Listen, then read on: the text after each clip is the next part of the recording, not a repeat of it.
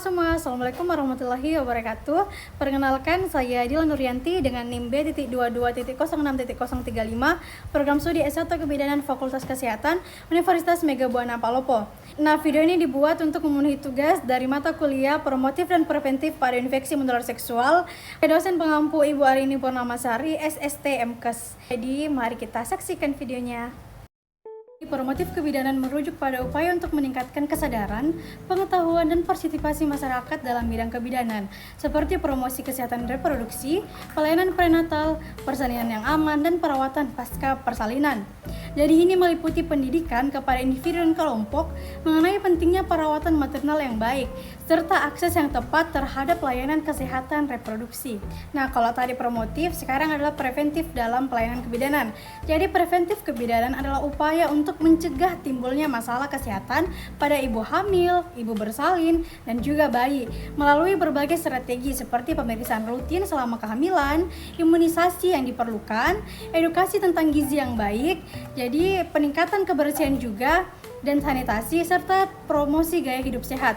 Tujuan utamanya adalah untuk mengurangi resiko komplikasi selama kehamilan, persalinan, dan juga pasca persalinan, serta meningkatkan kesehatan dan kesejahteraan ibu dan juga bayinya.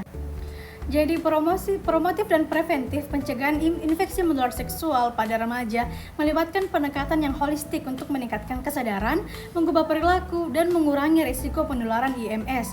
Berikut ini adalah beberapa strategi yang dapat kita lakukan. Yang pertama, upaya promotif itu diantaranya ada pendidikan seksual yang komprehensif. Jadi kita sebagai bidan dapat memberikan informasi yang komprehensif tentang kesehatan seksual, termasuk IMS kepada remaja melalui program pendidikan di sekolah atau melalui kampanye publik. Jadi, promosi ini bertujuan untuk meningkatkan pemahaman remaja tentang risiko IMS dan pentingnya pencegahan IMS pada remaja. Yang kedua adalah kampanye kesadaran, menggunakan media sosial, materi promosi, dan acara komunitas untuk meningkatkan kesadaran akan IMS, gejala, metode pencegahan, dan pentingnya tes rutin. Yang ketiga, pengembangan keterampilan. Jadi kita dapat mengajarkan keterampilan interpersonal kepada remaja, seperti kemampuan untuk berkomunikasi secara terbuka tentang kesehatan seksual dan membangun hubungan yang sehat dan juga aman.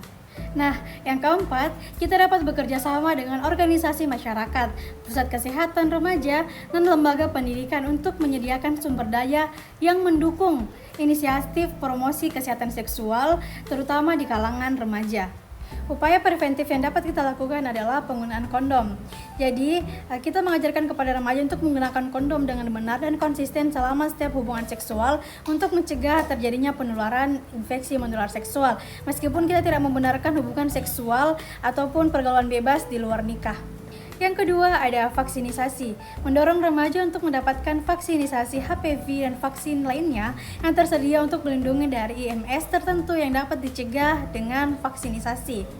Nah, yang ketiga, tes dan layanan konseling, seperti menyediakan akses mudah untuk tes IMS dan layanan konseling yang menghormati kerahasiaan sehingga remaja merasa nyaman untuk mencari informasi, diagnosis, dan pengobatan jika diperlukan. Yang keempat, penggunaan jarum suntik yang aman.